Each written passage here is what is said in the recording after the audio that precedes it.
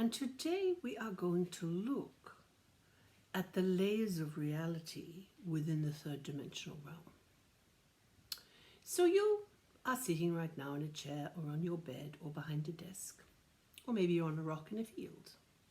I do not know where you are watching this video, but I do know that you are watching it in the third dimension. And what is the third dimension? Well, let us go back to the second dimension. When you draw on a piece of paper and it is lines on paper and it is flat. So the second dimension is a grid work.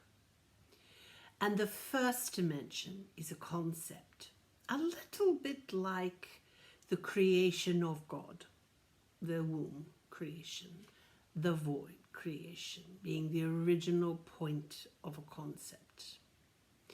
So there is the concept, first dimension. There is the construct in the second dimension. And there is the physical outcome of the construct in the third dimension.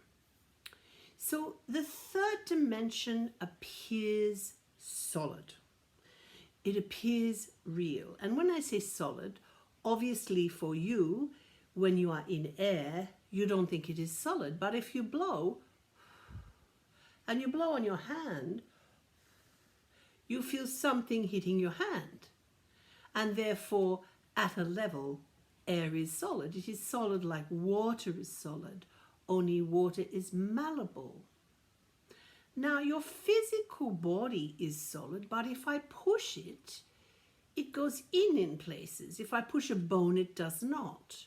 So a bone is more three-dimensional than your flesh. So when I talk about the layers of the third dimension, this is a great example. So let us talk about rocks for a minute, just to really get it into your head. If you pick up a bit of sandstone that's just a thin slither, you can crush it in your hand and it can fall apart into lumps and particles. But if I gave you the same slither of shale, you would find that it would break into slithers or pieces. It would probably cut your hand too, but if you had on, say, a leather glove, it would be fine.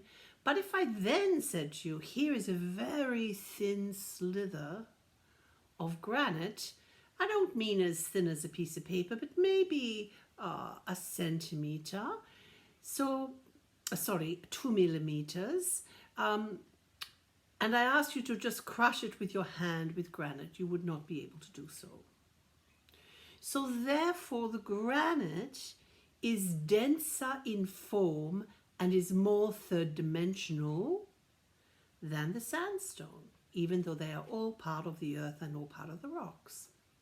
So too with the energetic layers of the third dimension, some are denser and they get finer and finer and finer.